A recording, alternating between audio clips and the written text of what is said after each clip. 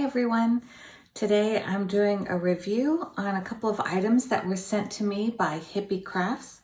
They asked me to try them out and then post a review here on YouTube. So these are my honest opinions of them. I did not pay for these. They were sent to me, and so I will just mention what I have noticed.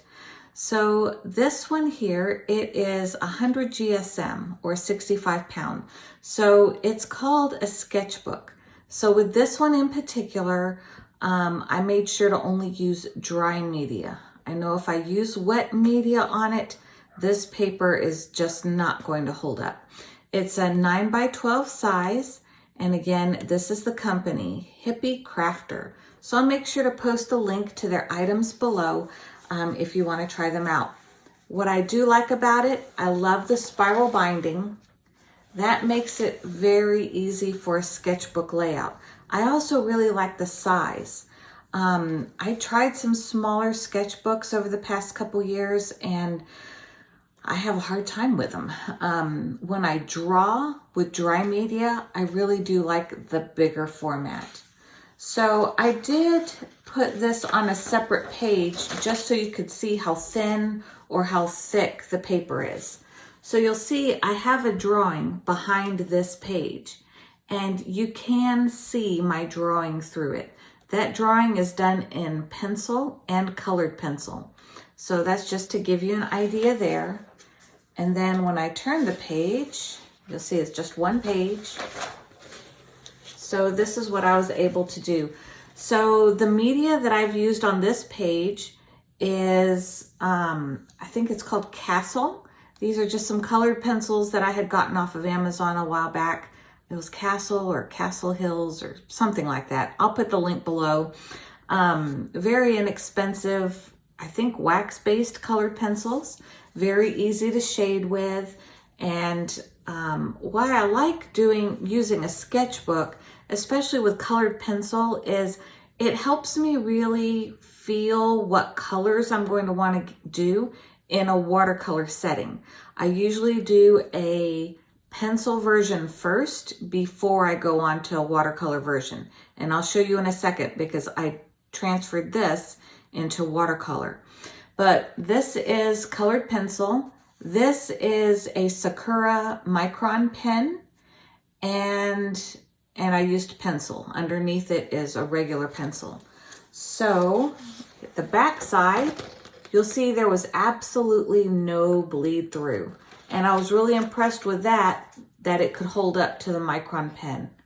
So I used the Sakura microns for years and years, and I really like them with watercolor. So instead of buying separate pens, I usually use the microns when I do my journaling as well. So this is just the beginnings of my botanical journal. I have several plants and things like that I've been wanting to put into a sketchbook. And this type of size is really nice because I can do a partial cut through of the fruit. I can do a whole drawing of the fruit itself, and I can get some of the tree on there as well. So I really like the sketchbook. How many pages was, I'm sorry, 100 sheets. So let me hold that here so you can pause it if you want one more look. Again, it's Hippie Crafter. Really nice size, 9 by 12. Really love it. So the next thing they sent me were these watercolor brush pens. So these are really fun to work with as well. They do call them professional artist grade, but we'll talk about that in a minute. In here is 25 colors, but also, as mentioned on the back of the box, it also comes with one water pen. Now there is a big difference between that water pen tip and the actual brush pens themselves. So these are all the colors here. And I just know me.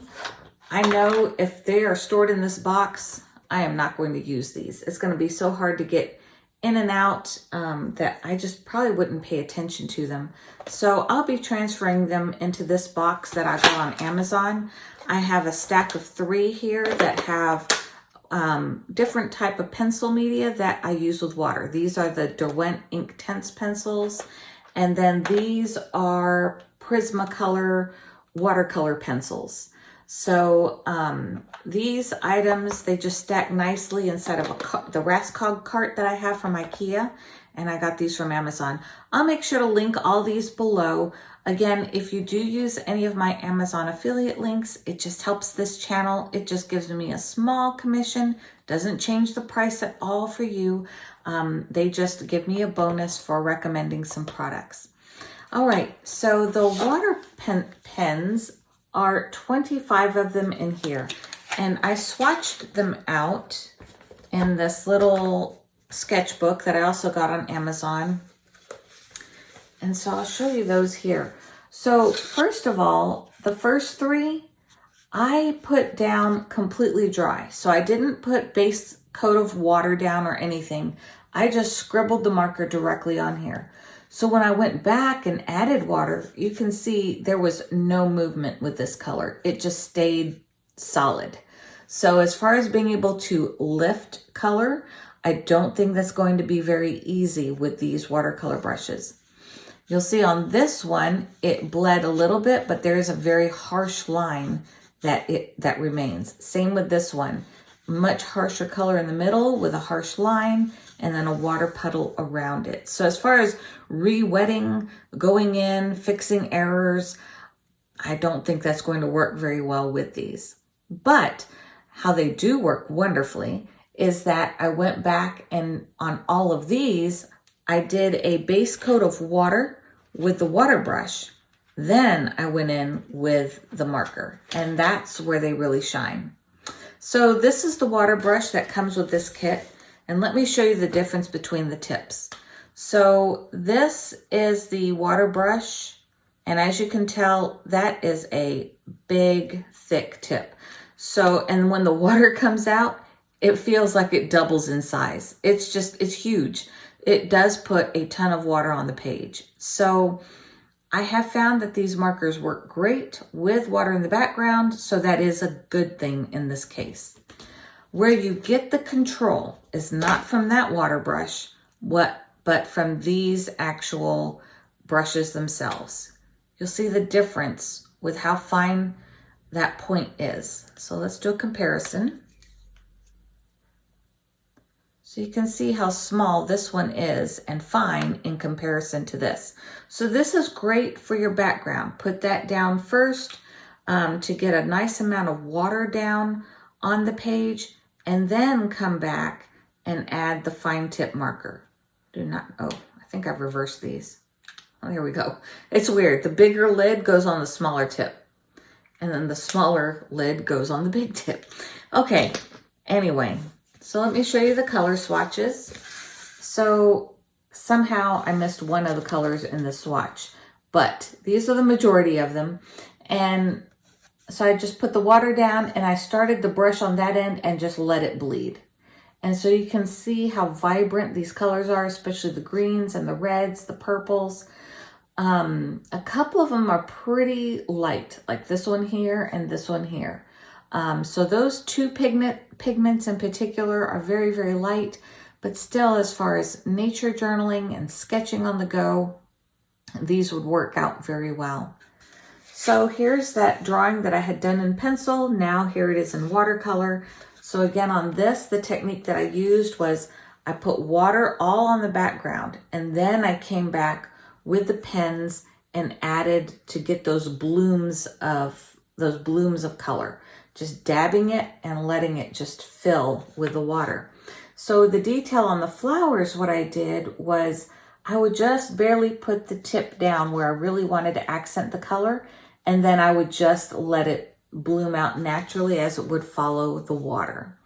So I was able to get the shading that I wanted on these apple blossoms, and it turned out great. And then of course I used my micron pen. This is 300 GSM watercolor paper, and you can see there is no bleed through at all, and they do great. So I am looking forward to using these. Now, my only thing is it says professional artist grade. Compared to other watercolor brush pens that I've used in the past, like the ones from Sakura or Zig, these the pigment doesn't move as well, or even compared to like Tombow. And I would rank these more along, you know, student grade, academic grade. I would definitely, you know, use these in my sketchbooks, but I would not, when I think of professional level, I think of would I sell my art using these, and that I would not. These I will use in my everyday sketchbook, artwork that I have no intention of selling or marketing. There's no, you know, information here, maybe on their website, I haven't looked, but there's no information here on light fastness or anything like that. So as far as everyday sketchbook and just having fun, and they're very affordable, definitely I would recommend them. But I would do quite a bit more research before I would consider them professional grade. So I really do want to thank Hippie Crafter. I am enjoying using these. They will be in more of my videos. I will be storing them in these little stackable containers here, just so that they're easier for me to get in and out of every day. If you enjoy videos like this, please give this review a thumbs up, and I'll see you next time.